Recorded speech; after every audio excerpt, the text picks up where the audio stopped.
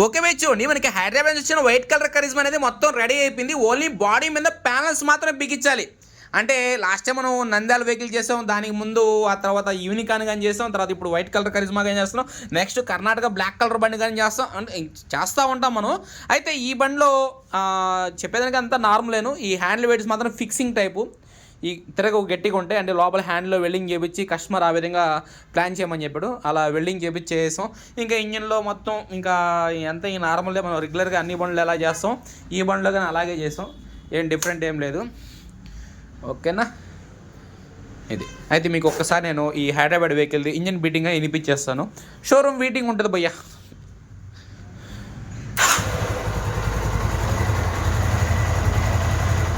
వినండి, చూడండి.